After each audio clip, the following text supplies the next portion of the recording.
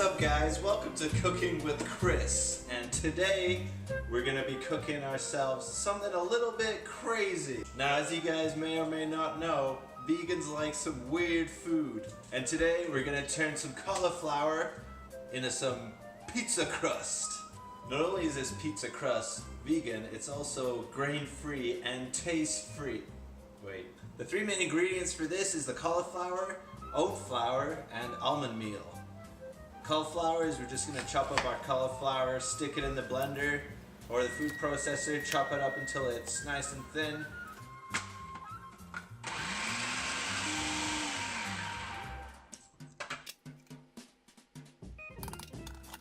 If you don't have almond meal or oat flour, grab some oats, throw them in the food processor, mix them around, and same thing with the almonds. You want to try to keep the shells on. Now I didn't have only almonds, I had raw almonds, almond slivers, and then mixed nuts, so just throw it all in. Nuts are good, it's going to taste good anyway, so I'm not too worried.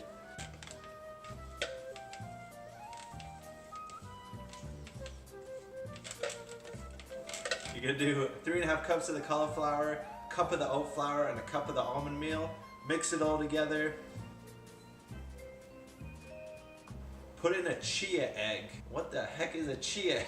So this is the egg replacement. You get some ground chia seeds, put some water in it, mix it around, and then it's magically an egg. Throw the egg in, it's not a real egg. And they're also gonna use some oregano, mixed herbs, and salt. And then I think we just throw that all in and just mix it around. Jump in there with your hands, get a little dirty, give it a good squeeze around, and make sure that weird egg is all mixed in. This stuff is a little bit hot to handle, you gotta be kind of gentle with it. So to spread it out, I use some parchment paper.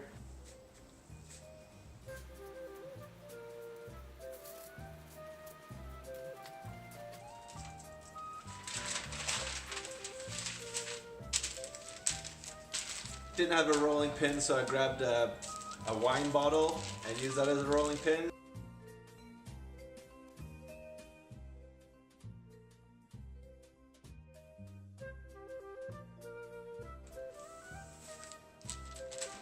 And then what I did is just roll it out extra big, slim the sides down to fit your pan, and then you have a nice size.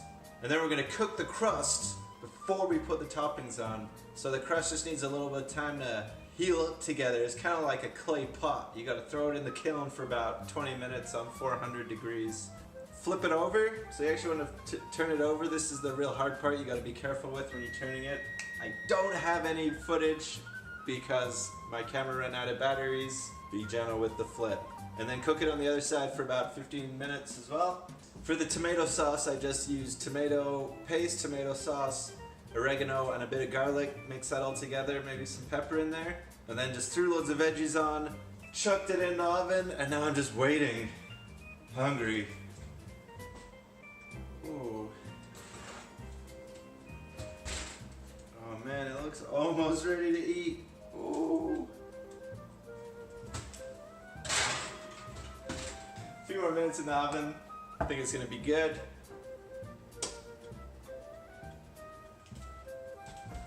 I think it could be early, but I'm getting it out. Oh yeah. Fresh out of the oven. Oh man, that looks good. As far as the toppings go on here, honestly, just put on anything you guys want. I got on here some tomatoes, spinach, green and red pepper, onion, artichokes. Is that it? I think so. I did make these a few days ago for Kevin and Jill, and I think I made the crust a little bit too thick, so we had to do it the European way with a knife and fork, which is a bit weird. So I'm hoping these ones are going to be good. A little bit thinner, cooked it for a bit longer, dried out the crust a bit more. Let's dive right in there.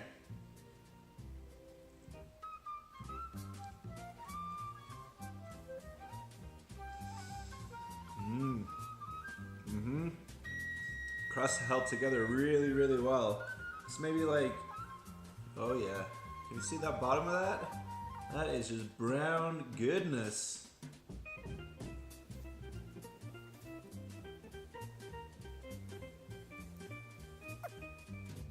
This pizza is definitely filling. And a bit of a closer look at the pizza crust. Bottom is cooked really well, it's gotten kind of brown. And yeah, this is just, it's kind of a bit more like crusty, like pie crust, breaks off. Tastes pretty pie crusty. Crust in itself is quite filling and quite thick, so you don't want it too thick on there, but obviously you want it thick enough so it's gonna hold up. And this one, you can see I do like a pinch test. That's pretty good.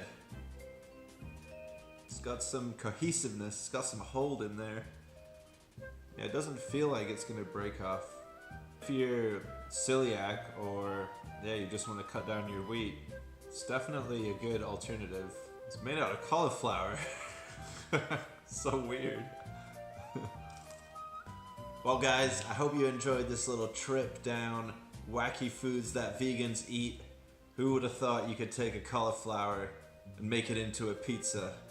It might take you a couple of times to get it right. And yeah, it's all about getting creative. I mean, you turn into cauliflower in a pizza, so creativity is like sprinkled right in there. Thanks for giving me a slice of your time tonight, and I will see you guys on the next Cooking with Chris.